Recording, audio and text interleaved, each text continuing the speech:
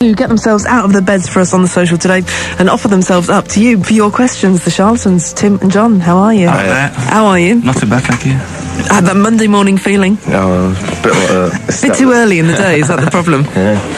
Something like that. Okay, tell us about Melting Pot. Where did the idea come from to do this? Was it a record company saying, you've done so many years and it's about time you brought out a greatest hits album? It was like we wanted to sort of leave Beggars, and we had to give them sort of 6 LPs and we'd given them 5, so we had to make one up. Right. How did you actually select which tracks you were going to use? Was like in-band fighting over it? There was a couple of sort of fallouts over a couple of tracks, but I mean generally it was just like... It's fairly obvious which tracks to choose. No, it was just like, if you make a tape for someone, yeah, you know, you just sort of go with what you think's going to sound right next and stuff, you know. And it's almost like DJing, isn't it? Yeah, it's like doing your ultimate set, playing your own records. It was just like, if we had what we thought was sort of, you know, different moments of, you know, what we'd done, just to sort of say that not always just been like a pop group or a sort of, you know, a bit more uncategorizable. What do you call it? How do you call it? Invent new words. Uncategorizable. Are there certain tracks that you know that are really popular with the fans? Because you've got a pretty loyal fan base. It's like we put on a track called Here Comes a Soul Saver because that, I think, was a bit of a live sort of favourite. Yeah. Right, we've got some people on the phone who want to put their own questions to you. So, we'll talk to Becky Norton from Southport, and she has the first question. Becky? Hiya. Hi. What's your question? My question is, do you think that bands from the north in Britain have more to offer music-wise? I don't know. I mean, because I mean, north, as you know, compared to like London, we're northern, but I mean, we're all from sort of different parts of. It was like a sort of, you know, a mixture of people. Anyway, I just think the fact that we all was all into one thing really, which was being a group and, you know, try and change something or, you know, make people feel better. You know, what do you think of people though who bang on about, you know, we're from Manchester, therefore there's more substance to our band, or, you know, we're special? And I don't think that is right.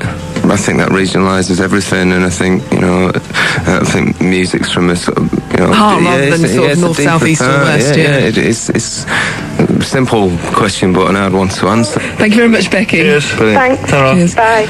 And we have another caller on the line now. This is Chris Lawson from Manchester. Chris, what's your question? Hiya, right, Tim, right, man. Alright, Chris. Yeah, I just want to know, Tim, what do you sing in the shower? What do I sing in the shower? Yeah. He doesn't wash, he doesn't have showers. What do you think? I'm dirty. There's a terrible smell in this studio at the moment, and they were blaming it on the toilets. Oh, cheers. That's very nice, very nice. No, but just a load of stuff really. I sort of practice a lot to get my technique right. Vocal range. Sort of stuff that we're working on at the moment, really. Do you really? Yeah. Do you? Yeah, just trying to, you know. I didn't know that. But I can't. Band practice around Tim's shower, Tim's bathroom. That's it. Okay, Chris, thank you very much for your question. Okay, John. Cheers, Chris. Okay, thanks. And we'll play a track here off the album. What's your favourite track off the album, Melting Pot? Do you agree on one particular track? I like Opportunity 3 myself. That's pretty cool. It's about 20 minutes long. Thank you very much. Could you choose one that's a bit shorter? All right, then. Never Won an Easy Life. That's good. Oh, yeah, go on. Okay, the charlatans from Melting Pot. This is I Never Won an Easy Life if he and me were ever to get there. It's Corner Shop and Brimful of Asher. We'll talk to the charlatans in just a bit. Also, I'll be playing you before 2 o'clock the track that you voted for as your favourite charlatans song, and Tim and John get to choose their favourite song after this from Baby Bird.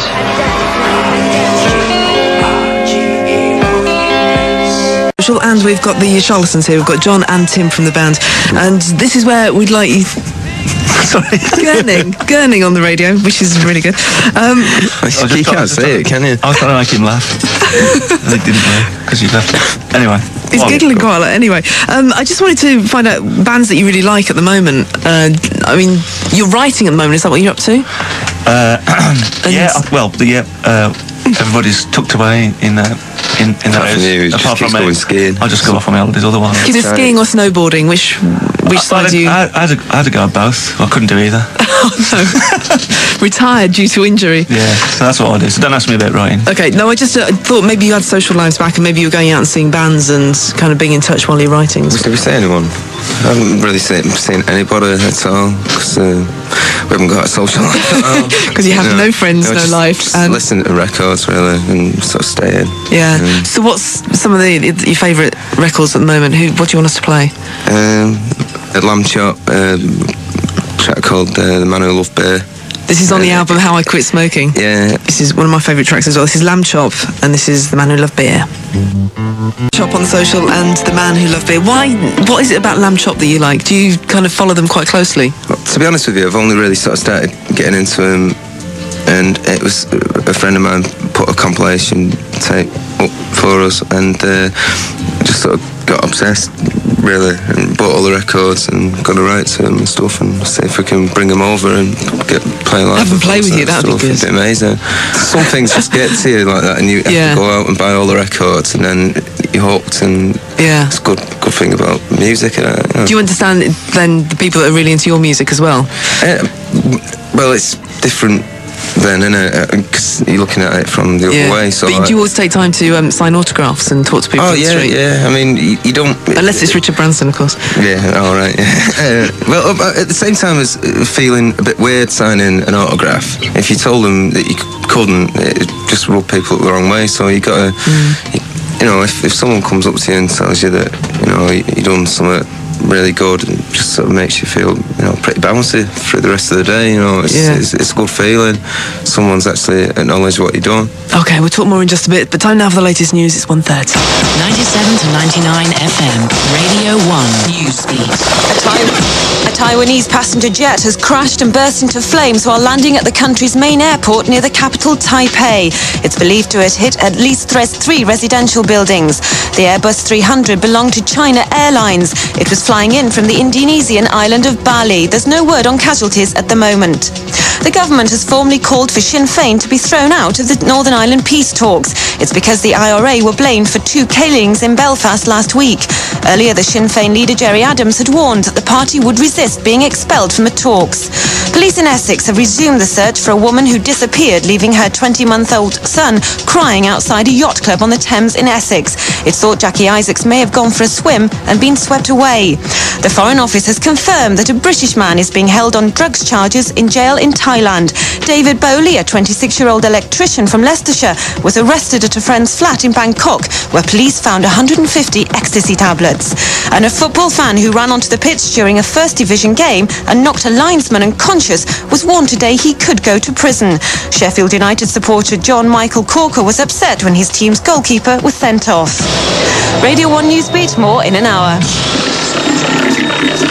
Radio 1.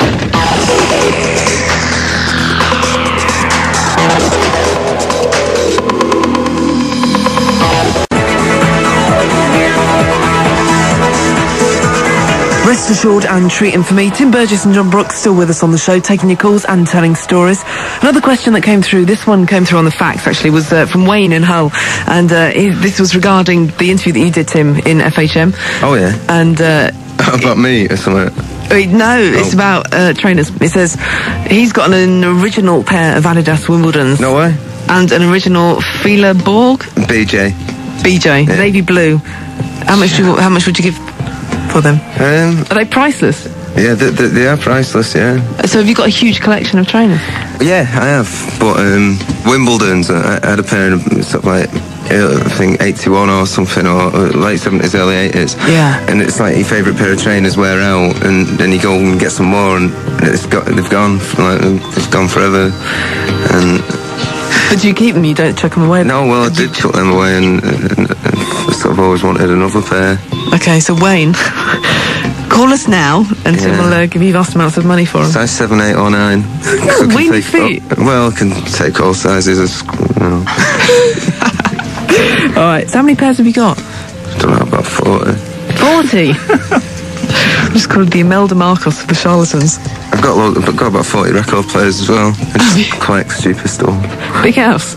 Oh, yeah, it's sort of pretty big, yeah. It's a mansion. We have another caller now on line 4. Jane Radcliffe, is that right? Hi, yeah, it's Jane. Jane, put your question then. A couple of years ago, you did 2 gigs with Rides, where you both shared the headline. I was wondering who you'd do it with now. Chemical Rules, probably. Yeah, that would be a good one. The Chemical Brothers.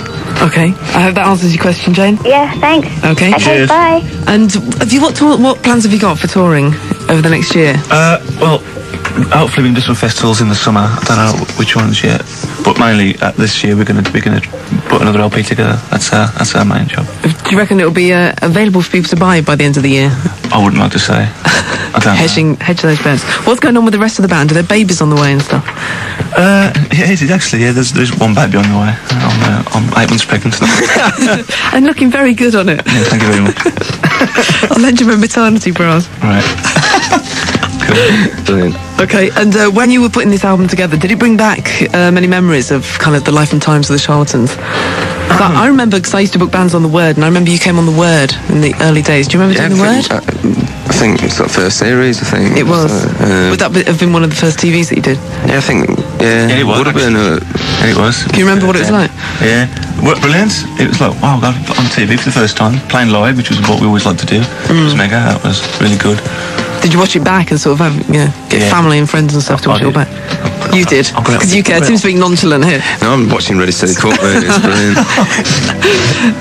Would you say it's an ambition of yours to be on Ready Steady Cook? No, but I do like Brian Turner. I think is a is that him? Yeah. Okay, you a good cook? Yeah. Oh. He is actually, yes. Is he? Top food, mate, I'd say. Do you have dinner parties? No, just do scamper for everyone. Do you do mushy peas?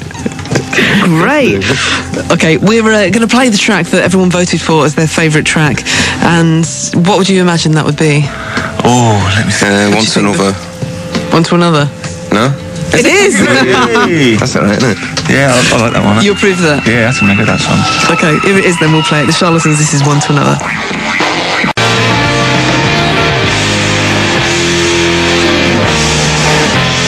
It's the Charlatans and One to Another, and that's the record that you voted for as your favourite Charlatans track. Thanks a lot for coming in today. Oh no, brilliant. Thank you very much. Cheers for having us. Have a good rest of the year then. Cheers, mate. Crack on with your writing. We'll see you at festivals. Yeah, brilliant. Cheers.